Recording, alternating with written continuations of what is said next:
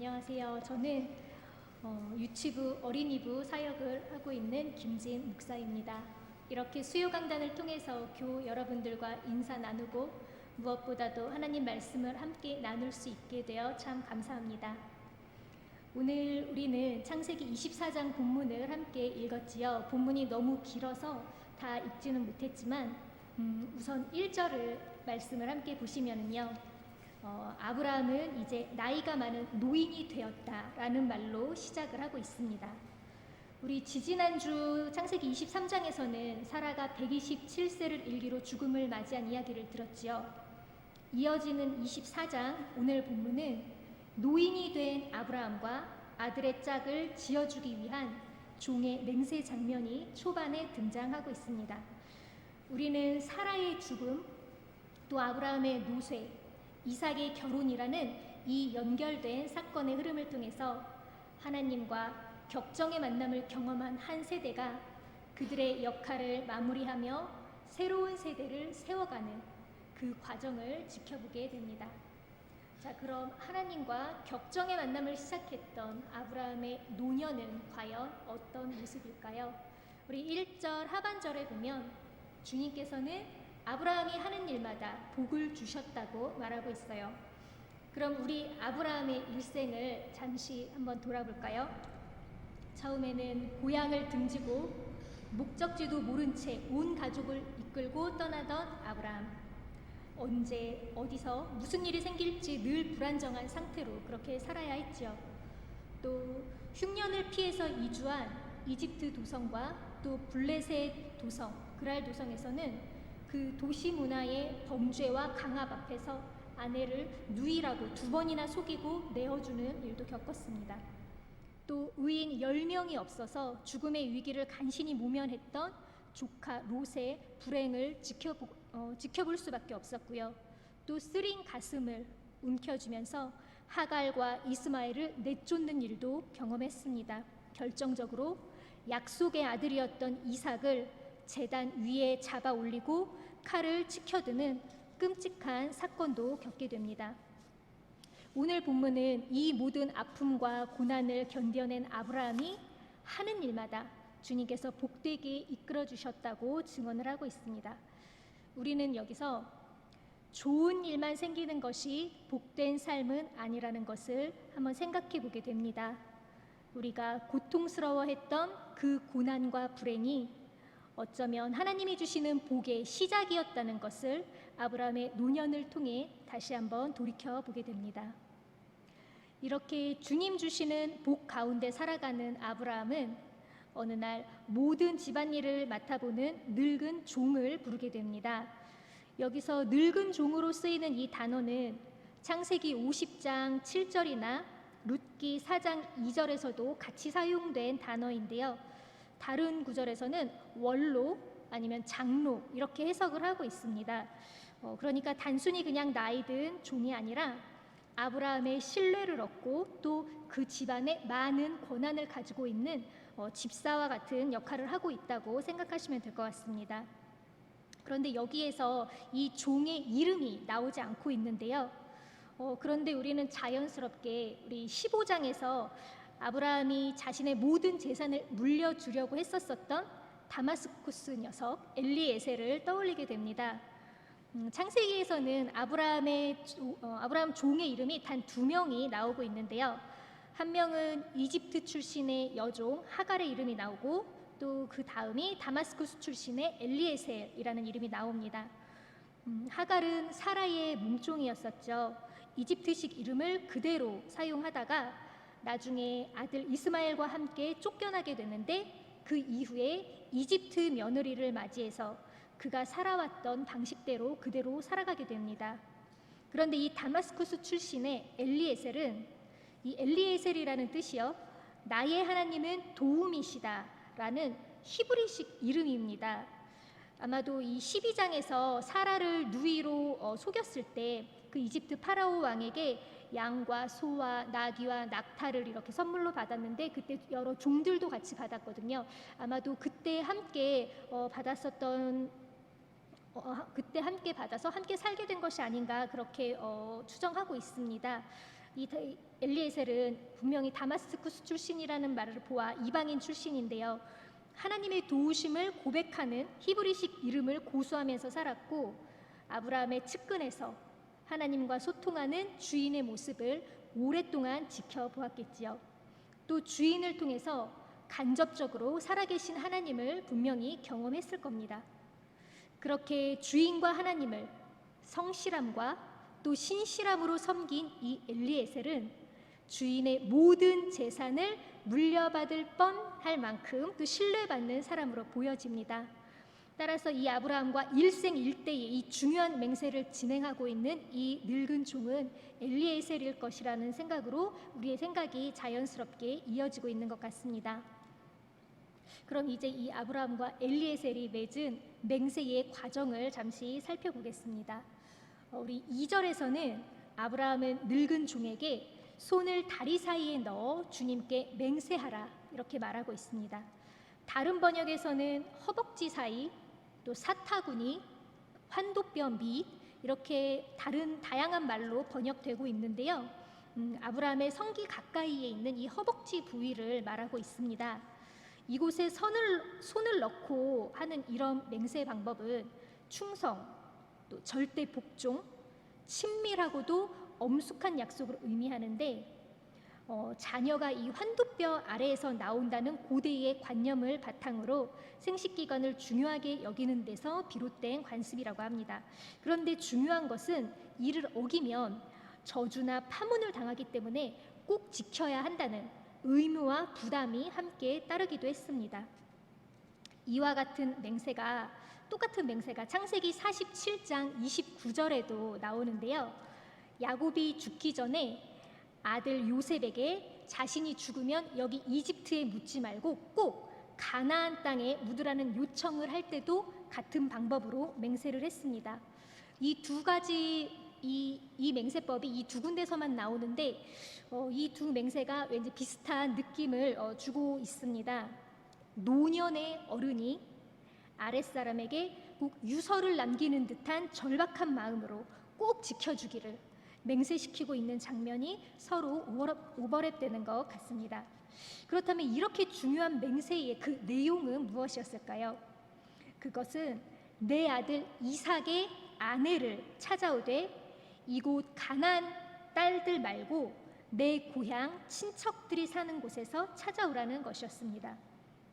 여기서 우리는 물질을 중요시 여기고 이방신을 섬기는 가나안의 관습이 하나님을 섬기는 집안에 스며드는 것을 막고자 하는 아브라함의 심중을 헤아려 볼 수 있습니다.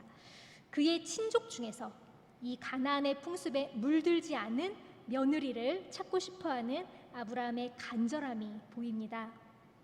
하지만 종의 입장에서는 이 참으로 난감한 일이 아닐 수 없습니다. 신랑을 직접 데려가서 대면시키는 것도 아니고 알지도 못하는 사람에 대해 말로만 전해 듣고는 거의 800km나 떨어져 있는 먼 곳으로 시집가겠다고 하는 며느리를 찾는 것이 여간 어려운 일이 아니라고 생각했겠죠. 그러자 종은 경우의 수를 미리 대비하면서 주인에게 되묻습니다. 그럼 혹시 며느리 될 여인이 저를 따라오지 않겠다고 하면 이삭을 데리고 그 고향으로 가야 합니까? 라고 물어봅니다. 하지만 아브라함은 절대 안 될 일이라고 이야기하죠. 왜냐하면 바로 주님이 그곳을 떠나게 하셨고 또 이곳이 주님이 주신 땅이라는 것을 분명히 알려주셨기 때문입니다. 그리고 아브라함이 이 종에게 이야기합니다. 주님께서 천사를 통해 이 모든 과정을 도와주실 것이고 끝내 그 여인이 따라오지 않겠다고 하면 이 맹세에서 풀려날 것을 약속을 합니다. 그제서야 이 종은 아브라함에게 맹세를 하고 부랴부랴 짐을 챙깁니다.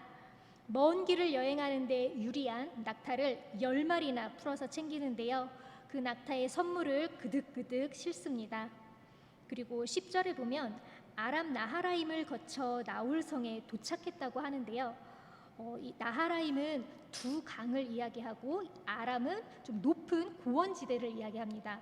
그래서 이 티그리스 강과 유프라테스 강 사이에 있는 이 높은 고원지대, 다른 성경 번역에는 메소포타미아 지역이라고 나오는데요. 이곳을 거쳐서 나홀 성에 도착을 하게 됩니다. 근데 우리가 여기서 주목해야 될 것은 이 나홀 성이라는 단어인데요. 나홀은 아브라함의 동생 이름이지요. 이것은 어색할 것이 없는데 나홀이 살고 있는 도성이라는 이 부분입니다. 성경에서 나오는 이 도성은 부정적인 사건이 일어나는 곳으로 자주 등장을 해요. 그래서 사라를 누이라고 속였던 것도 이집트와 블레셋 도성이었고, 또 바벨탑 사건이나 또 소돔과 고모라 사건이 일어나는 곳도 모두 도성이었어요. 그래서 사람들이 성을 건축하고 또 모여 사는 이 도시 문명이 발달한 곳이지만, 힘 있는 자들이 폭력이 난무하고 또 하나님을 경외하는 모습을 찾아볼 수 없는 그런 곳이 바로 이 도성이었죠. 또 반면 이와 대비되는 그럼 아브라함의 삶은 어떤 삶이었을까요? 아브라함은 소유한 땅이 없었어요. 늘 장막을 치고 옮겨 다니는 삶이었고요.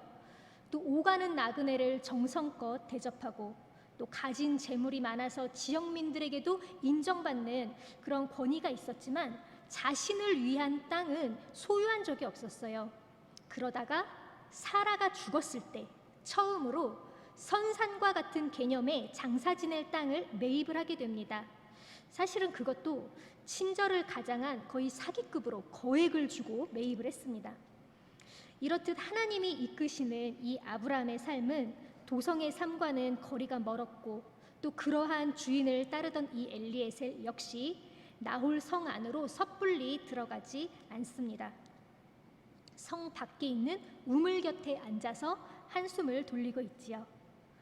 그곳에서 종은 뉘엿뉘엿 지는 해를 바라보면서 잠시 생각을 합니다. 이제 곧 여인들이 물을 기르러 나올 시간이구나. 여기서 이삭의 아내를 찾아봐야 되겠다. 아브라함의 종이 이런 생각을 하게 된 이유는 이 지역의 한낮이 너무 더워서 아침 저녁으로만 신분 고하를 막론하고 젊은 여인들이 모두 물을 기르러 우물로 모이기 때문이었습니다. 우물에 모여 물을 기르며 온갖 정보와 또 교제를 나누었지요. 꼭 우리네 옛 빨래터에서 빨래방망이를 실컷 두드리면서 옆집 숟가락 젓가락 정보까지 다 알고 지내던 것처럼 말이에요. 그러고 보면 엘리에셀이 아주 적합한 장소를 선택한 걸로 보입니다. 그런데 신약에는 또 이것과 정반대로 뜨거운 정오에 물을 기르러 우물을 찾은 여인의 이야기도 있습니다. 요한복음 4장에 나오는 사마리아 여인의 이야기인데요. 야곱의 우물 앞에서 예수님과 물을 기르러 온 사마리아 여인이 만나게 되는 이야기죠. 이 여인은 수가성에 살고 있었는데 사람들이 이 여인만 보면 힐난의 눈초리를 보내며 수군거리곤 했어요. 남편이 많았었거든요.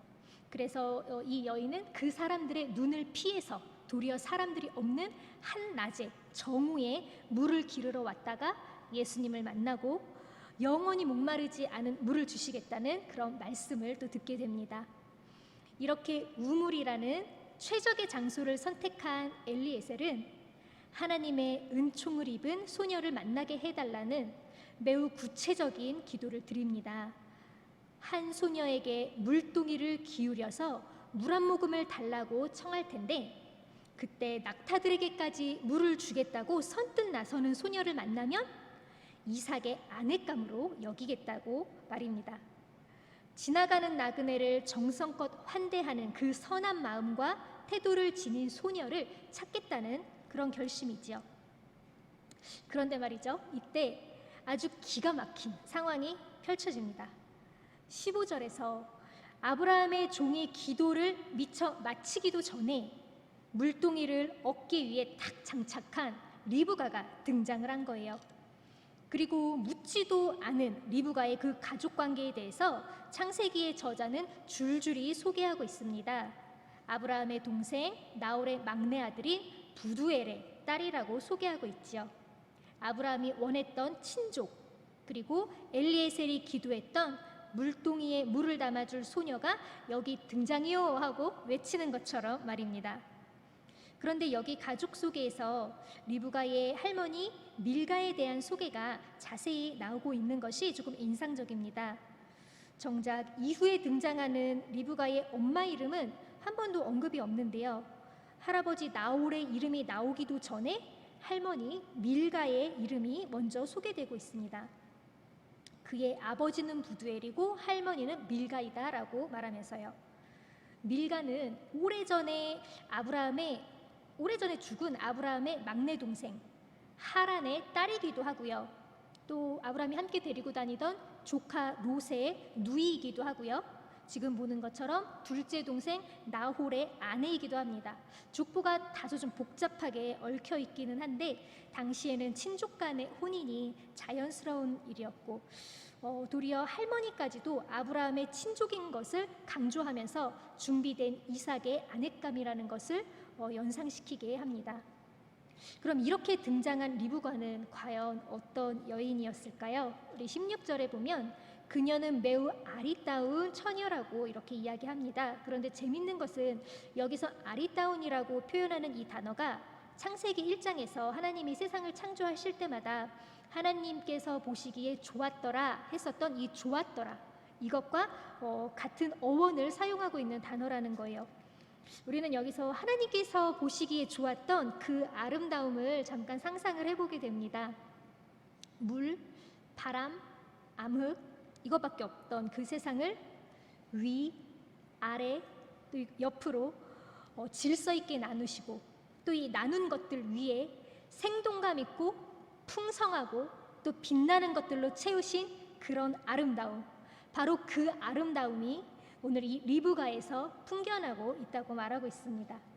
단순히 이목구비나 용모에 한정된 그런 아름다움이 아니라 마음과 지혜까지도 생동감 있고 풍성하고 빛나는 그런 조화로움을 갖춘 그런 모습으로 이 리브가가 엘리에셀에게 비춰지고 있는 것입니다. 그 아름다운 소녀가 우물에서 물동이에 물을 담아서 올라올 때 엘리에셀은 리브가에게 달려와서 물동이에 든 물을 마실 수 있게 해달라고 부탁을 합니다. 하나님께 기도했던 것처럼요. 리브가는 주저하지 않고 물동이를 내려서 아브라함의 종이 마실 수 있도록 돕습니다. 그러더니 리브가는 이미 짜여진 드라마의 대본을 낭독하듯이 물을 더 길어다가 낙타들까지도 실컷 마시게 하겠다고 선뜻 이야기를 합니다. 그럼 우리 여기서 낙타의 특징을 잠깐 살펴보려고 하는데요. 낙타는 물을 위에다가 많이 저장을 해두어서 장기간 동안 물을 마시지 않고도 견딜 수 있다고 하지요. 그래서 장거리 여행에 많이 이렇게 이용을 하는데요. 그런데 한 번 물을 마시기 시작하면 엄청난 양의 물을 마신다고 합니다. 그런데 그러한 낙타가 지금 무려 10마리가 여기에 있어요. 리브가는 이 낙타들을 먹이기 위해서 우물을 수십 번은 왔다 갔다 하고 지금 있는 상황입니다. 엘리에셀은 이렇게 분주하게 물을 나르고 있는 이 리브가를 향해서 이제 됐다고, 이제 괜찮다고 좀 말릴 수도 있었을 텐데 주님의 뜻을 분명히 알기 위해서 그 모습을 묵묵히 주목해서 지켜보고 있었습니다. 우리는 이 리브가의 모습에서 옛날 아브라함이 마므레의 상수리 나무 아래에서 새 천사를 보고 달려가서 맞이하고 또 물과 먹을 것을 대접하기 위해서 바쁘게 뛰어다니던 그 모습이 함께 떠오르기도 합니다. 드디어 낙타들이 모두 물을 마시자 그 모습을 지켜보던 아브라함의 종은 감사의 마음을 담아서 한 5g 정도 되는 금 코걸이 1개와 또한 110g 정도 되는 금팔찌 2개를 꺼내서 그녀에게 선물로 줍니다. 제가 찾아보니까 금으로 한 32돈 정도 되는데요. 제가 오늘의 금 시세를 한번 알아봤더니 오늘은 한 돈에 32만 2천 원이었어요. 그러면 32돈이면 1,030만 4천 원이에요. 엄청난 1,000만 원이 넘는 액세서리를 지금 선물로 줬죠. 그리고는 목적 달성을 위해 리브가의 가족 관계와 또 오늘 밤 그 집에서 하룻밤 묵을 수 있는지 그 여부를 리브가에게 지금 물어보고 있습니다. 리브가는 아까 전에 창세기 저자가 소개했었던 것처럼 아브라함의 친척되는 그녀의 가족들을 줄줄이 소개하였고 또 모든 것이 우리 집에는 다 준비가 되어 있어서 하룻밤을 묵을 수 있다고 이야기를 합니다. 일이 이쯤 되니까 이제 아브라함의 종은 모든 과정을 예비하시고 일사천리로 이루신 하나님 앞에 머리를 숙여 경배하고 찬양합니다. 살아계신 하나님의 도우심을 직접 경험하는 감동의 순간을 맞이하게 됩니다. 그 사이에 리브가는 집으로 달려가서 식구들에게 이 소식을 알립니다. 모두가 이 소식을 듣고 다 놀랐겠지만 특히 이 리브가의 오라버니 라반은 금 코걸이와 금 팔찌를 보고는 곧바로 우물로 달려가서 이 아브라함의 종을 집으로 맞아들이는 장면이 나오는데요. 나홀성 안에 10마리나 되는 그 낙타가 머물 장소가 있고 또 엘리에셀뿐만 아니라 함께 동행한 그 종들까지도 맞이할 수 있는 그런 공간이 있는 아마도 부유한 가정이었던 것으로 보여집니다. 그렇게 라반은 아브라함의 종에게 식사를 대접을 했는데요. 이 종은 자신이 할 이야기가 있다고, 그 이야기를 하기 전에는 이 밥에 숟가락도 대지 않겠다고 선언을 해요. 그리고는 우리가 이제 오늘 봉독했었던 그 말씀을 이 엘리에셀이 이야기를 하기 시작합니다. 처음부터 끝까지 아주 자세하게 설명을 하고 있어요. 이야기의 요지는 이렇죠. 나홀의 형님 되시는 아브라함이 하나님의 은총으로 큰 부자가 되었고 그 모든 복과 재산을 물려받을 외아들의 아내를 찾기 위해 이곳에 왔는데 하나님께서 이 모든 과정을 분명하고 정확하게 이끌어 주셨다는 겁니다. 이것은 아브라함의 재력만을 과시하려고 이야기하는 것이 아니라 하나님이 함께 하시는 축복된 가정에서 리브가가 살게 될 것이라고 이야기하고 있는 것입니다. 그러하니 하나님이 아브라함을 진실하고 성실하게 대하시는 것처럼 그들도 아브라함에게 진실하고 성실한 대답을 해달라고 부탁하고 있어요. 허락하면 허락한다, 허락하지 않으면 않는다 분명하게 이야기해달라고 얘기하고 있죠. 이 일련의 모든 과정을 들은 부두엘과 라반은 이 모든 일은 주님이 하신 것이라고 고백하면서 주님이 말씀하신 그대로 리브가를 아내로 삼으라고 허락을 합니다. 드디어 리브가의 부모님께 최종 승인을 받은 이 아브라함의 종은 땅에 엎드려 주님께 경배를 합니다. 그리고 이제는 정식으로 결혼의 성립을 뜻하는 예물로 두둑한 신랑의 지참금을 꺼내서 선물을 하지요. 보물과 의복을 리브가에게 선물하고 또 그녀의 어머니와 오빠에게도 값비싼 선물을 합니다. 우리나라 사극에서도 보면은요, 세자의 혼례를 앞두고 중궁전에서 세자비 간택을 비롯해서 모든 혼사를 주관하는 모습을 볼 수 있지요. 아무리 왕이라고 해도 함부로 간섭할 수 없는 중궁전의 고유한 영역이자 권한입니다. 당시에도 집안의 어머니가 혼주로서 혼사의 모든 과정을 주관하는 관습이 있었기 때문에 예물을 받는 이런 모습은 자연스러워 보입니다. 그런데 그 옆에 있던 오빠 라반이 영 어색해 보이는데요. 이 리브가의 1,000만 원 상당의 골드 액세서리를 보더니 당장 뛰어가서 아브라함의 종을 모셔오고 또 혼인 약속이 성사되자 어머니 옆에 앉아 예물을 한몫 챙기고 있습니다. 이 모습은 재물을 탐하는 그의 성품을 넌지시 암시하고 있는 것 같기도 하고요. 결국 몇십 년 뒤에 야곱과의 관계에서 적나라하게 그의 탐욕이 폭로되기도 합니다. 또 라반과는 별개로 맡은 바 책임을 다해서 주인과의 맹세를 성공시킨 이 엘리에셀과 그 일행은 그제야 비로소 먹고 마시면서 하룻밤을 그곳에서 묵게 됩니다. 그리고 다음 날 아침이 되자 아브라함의 종은 지체하지 않고 자신의 임무를 마무리하려고 합니다. 이제 주인에게 돌아가겠으니 떠나게 해달라고 하지요. 하지만 리브가의 어머니와 라반은 다만 며칠이라도 한 열흘 정도라도 함께 더 있다가 떠나게 해달라고 간청을 하고 있습니다. 딸 가진 부모의 마음으로 충분히 공감되는 상황이기도 했지만 아브라함의 종은 이 간청을 거절을 해요. 그러자 가족들은 그러면 우리 리브가를 불러다 놓고 이 의견을 한번 물어보자고 합니다. 자, 이 어른과 같이 가겠느냐라고 물었을 때 리브가는 예, 가겠습니다 하고 대답을 합니다. 이제 떠나면 언제 다시 돌아올 수 있을지 알 수 없는 그 미지를 향한 발걸음을 지체 없이 내딛기로 결심한 이 리브가의 대답은 하나님의 명령에 지체 없이 하란을 떠났던 그 아브라함의 모습을 닮은 것 같기도 합니다. 결국 가족들은 리브가에게 유모와 여종들을 딸려보내면서 그녀에게 복을 빌어줍니다. 본문을 직역을 하면은요, 천만인을 위하여 살리라라는 뜻인데, 이 축복은 사라가 창세기 17장 16절에서 여러 민족의 어머니가 되리라고 축복받았던 것과 동일한 구절입니다.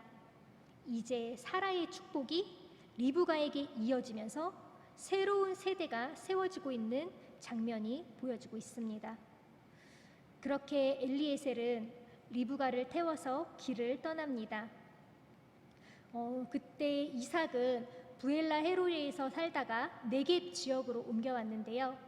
저녁 무렵에 산책을 하고 있을 때 마침 온 그 낙타 행녀를 만나게 되지요. 리브가는 낙타에서 내려 이삭이 누구인지 확인을 하고는 너울을 꺼내서 얼굴을 가립니다. 종은 이삭에게 그동안 있었던 모든 일들을 보고하고 또 이삭은 리브가를 어머니 사라의 장막으로 데리고 들어가서 아내로 맞아들이게 됩니다. 그렇게 이삭은 리브가를 사랑하였고 또 어머니를 여의고 나서 위로를 받았다는 이야기로 우리 24장의 내용은 끝이 납니다. 이 67절이나 되는 긴 이야기인데 중간에 끊을 수도 없도록 이렇게 이어진 이 대서사가 이렇게 마무리가 되고 있습니다. 이 긴 이야기에서 이삭과 리브가의 만남 그리고 결혼은 고작 맨 마지막에 5절로 짤막하게 소개가 되어 있는 반면에 아브라함의 종이 리브가를 만나 이삭에게 데려다 주기까지 그 모든 과정은 장장 61절에 거쳐서 자세하고도 또 반복적으로 소개를 하고 있습니다. 그만큼 이삭과 리브가의 결혼이라는 한 사건보다도 새로운 세대를 세우시는 하나님의 그 섭리와 은총의 과정에 집중하기 원하는 저자의 의도가 강하게 느껴지는 부분입니다. 저는 특별히 이 교육부서를 담당하고 있는 목사로서 새로운 세대를 준비하는 이 과정들이 굉장히 인상 깊게 다가왔습니다. 세상의 기준에 흔들리지 않고 하나님의 도우심을 신뢰하던 아브라함, 또 맡은 사명에 합당한 분명하고 구체적인 기도를 드리고 그것을 한치의 오차도 없이 이루시는 하나님의 섭리를 눈앞에서 목도한 엘리에셀, 마지막으로 나그네를 온 맘 다해서 환대하며 섬기는 선한 행실과 또 주님의 섭리 앞에 지체 없이 움직이는 순종을 보여준 리브가, 우리 경동교회가 하나님을 향한 이들의 이 가치관과 또 선한 행실을 닮은 새로운 세대로 세워지기를 간절히 소망합니다. 또한 나와 우리 가정의 모든 계획과 또 그 과정에 함께 하시고 매우 구체적이며 분명한 방법으로 지금 이 순간에도 역사하고 세워가시는 그 하나님의 존재 앞에 순종하고 경배하고 찬양하는 우리 모두가 되기를 간절히 기도드립니다. 이 시간 잠시 침묵의 기도로 주님의 말씀에 마음을 모으겠습니다.